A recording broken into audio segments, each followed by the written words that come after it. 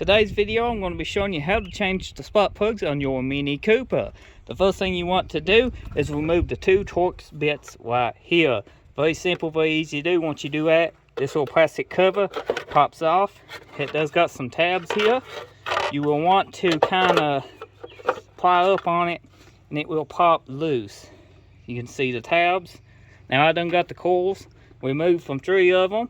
I'm going to show you how to do this on this coil. So what you want to do, this little special thing here, it just pops up. Just like so. It's a quick disconnect. Then you unplug your wires.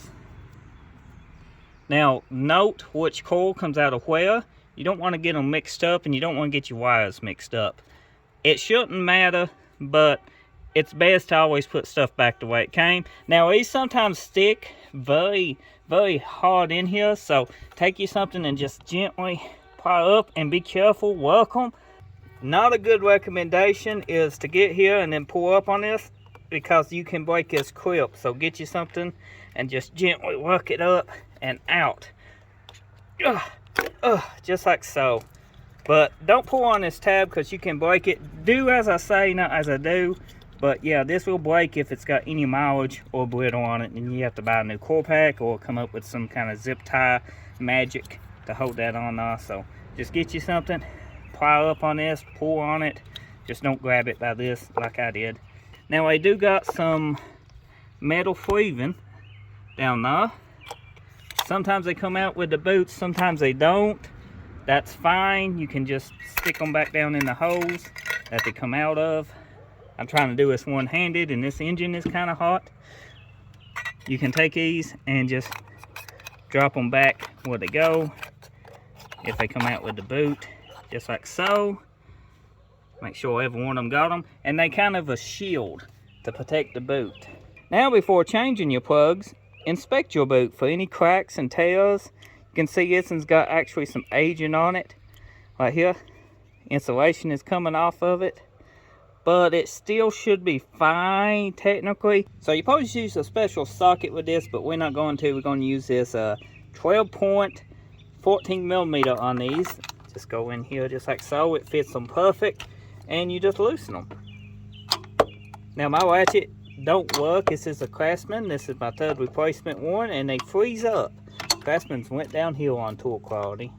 I used to recommend them a long time ago, but now it's hard to recommend something that you buy new and you don't even use it and it freezes up. Like this is the 3rd one too. Even if I get a replacement, what's the point of it? Once you get that loose, if you ain't got a magnet, you can take your boot, stick down in there, and it should pull it back up. But the best way to do it is to use one of these magnets.